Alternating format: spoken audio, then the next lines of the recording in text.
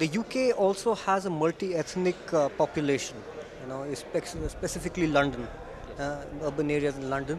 Now, how do you bring large sections of population, some of whom may be first-generation migrants, or even second-generation migrants who have particular affinities for the native religion or culture or their land of origin where they came from?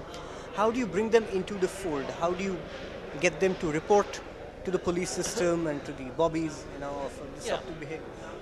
What I would advocate, and something that I have worked on in the UK, is if you go to people, there are very few people, regardless of your religion or your culture or your beliefs, who actually believe that terrorism, blowing people up, is actually the way forward.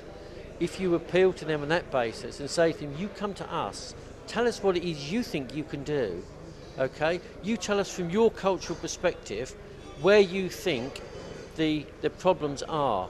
We will assist you, but we won't step in too much. We will simply allow you and facilitate you to look after yourselves within your own communities as far as we possibly can. When we get people that volunteer to work with the police in the UK, the fact that they see the police officers are human beings and are there to help them, when these people go back and they go home at the end of a long day, they've been volunteering for 3-4 hours as well, they tell them, well, actually, the police service may not always get it right, but they're there to protect us, and it's our job to help them protect us. So that's the starting point, I see. There has been some discussion in India about the police force being representative of the population on ground, as in there should be a certain percentage of people from various ethnicities or communities. As far as I'm aware, London Police too has recruited people in the last few years who belong to varying ethnicities to better represent the population. How effective does this really work out in the ground level situation?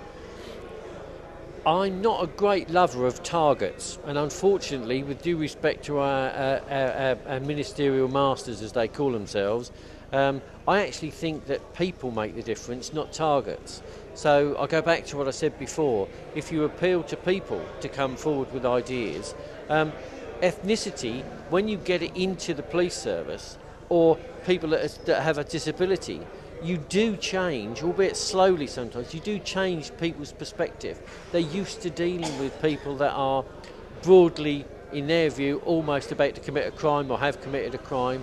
So to see other people from different backgrounds, I know I've had people staying in my house from all over the world when they're students and they come to stay at my house.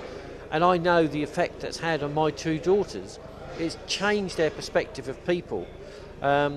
So by going to the police service and joining the police service or volunteering, you will make a difference, because we, the police and ministers, will notice the difference. I guarantee that. It won't be a quick fix, but it will be there. Right. Finally, Mr. Kettle, we'd like to know how can CTAP help businesses and events here in India to beef up the security?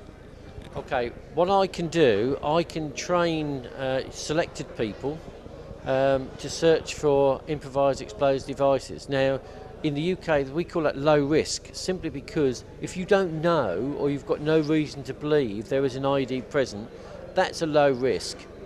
If you did know that there, for instance, there was a bomb secreted in a room upstairs, it would not be those trained search officers that went in, it would be the bomb disposal officers. So there's a different order there. But the beauty of having search-trained personnel in your businesses, in your shopping malls, and the police and military trained, and at the airports, is that you have there a cadre of officers that are able to respond very quickly. I'll give you an example. After the IRA, the Provisional IRA, blew up part of Harrods, the major department store in London, Harrods introduced a system whereby those that work in shops search the area that they're responsible for.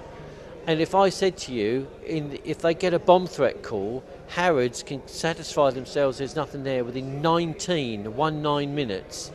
That's effective security, and it's augmented by the fact they have people trained to search in the baggage areas and all that sort of thing. They're trained to search effectively and trained to recognise. Harrods officials themselves.